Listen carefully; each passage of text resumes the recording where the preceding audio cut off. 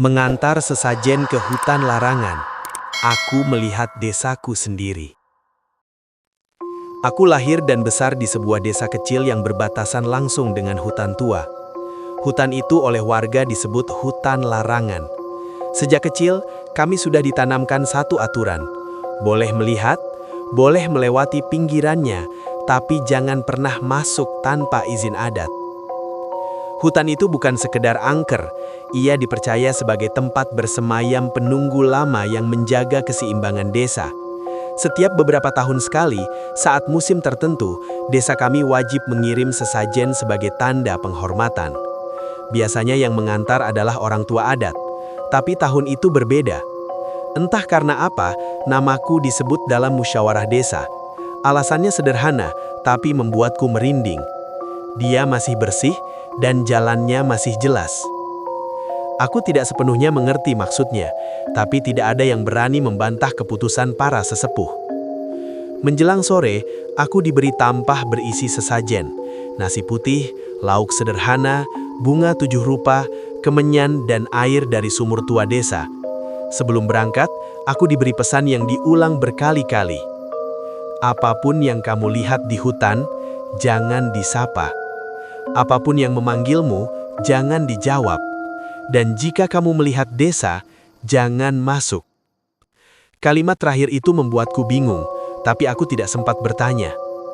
Aku memasuki hutan larangan saat matahari mulai turun. Begitu melangkah beberapa meter, suasana langsung berubah. Udara terasa berat, lebih dingin, dan suara alam perlahan menghilang. Tidak ada burung, tidak ada serangga, hanya suara langkah kakiku sendiri. Semakin ke dalam, jalan setapak terasa asing, padahal aku yakin ini jalur yang sama seperti biasa. Pohon-pohon terlihat lebih rapat, akarnya menjalar seperti sengaja menghalangi langkah. Akhirnya aku sampai di tempat yang ditentukan, sebuah tanah lapang kecil dengan batu besar di tengahnya. Di sanalah sesajen harus diletakkan. Aku menaruh tampah, menyalakan kemenyan, lalu menunduk sambil berdoa singkat. Saat aku berdiri dan hendak pergi, aku membeku. Di balik pepohonan, aku melihat rumah-rumah. Bukan satu atau dua, tapi sebuah desa lengkap. Jantungku berdegup keras ketika aku menyadari bentuk rumahnya sangat familiar. Jalan tanahnya sama, letak pohon beringinnya sama, bahkan surau kecil di ujung jalan, semuanya persis seperti desaku. Aku melangkah perlahan mendekat. Dari kejauhan, aku melihat orang-orang beraktivitas. Mereka adalah orang-orang yang kukenal, tetanggaku, pamanku, ibu-ibu yang biasa menjemur padi. Lalu aku melihat diriku sendiri. Sosok itu berjalan di jalan desa, mengenakan baju yang sama denganku, tapi wajahnya kosong, matanya menatap lurus tanpa berkedip. Aku mundur satu langkah. Saat itulah suara terdengar. "Kenapa tidak pulang?" Suaranya lembut, suara ibuku. Aku melihat ke arah teras rumah. Ibuku duduk di sana, tersenyum, melambaikan tangan. Tapi ada satu hal yang membuat seluruh tubuhku dingin.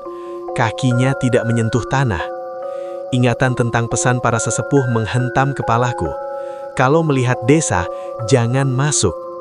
Aku menunduk, memejamkan mata dan membaca doa sekuat yang aku bisa. Suara-suara di sekeliling berubah jadi bisikan. Di sini lebih tenang, tidak ada sakit, tidak perlu kembali. Tanah di bawah kakiku terasa seperti bergetar. Aku berlari, tanpa arah, tanpa berani menoleh. Nafasku tersengal-sengal, kakiku terasa berat seperti ditahan sesuatu. Aku jatuh. Saat membuka mata, aku sudah berada di pinggir hutan.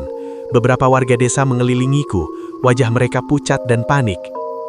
"Kamu hilang hampir semalaman," kata salah satu dari mereka.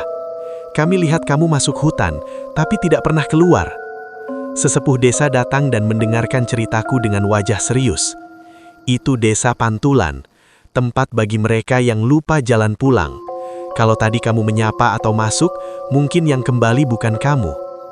Sejak kejadian itu, aku tidak pernah lagi melewati hutan larangan, bahkan di siang hari. Karena aku tahu sekarang, di dalam hutan itu, ada versi desaku sendiri, yang menunggu siapapun yang ragu memilih dunia mana yang ia ingin tinggali.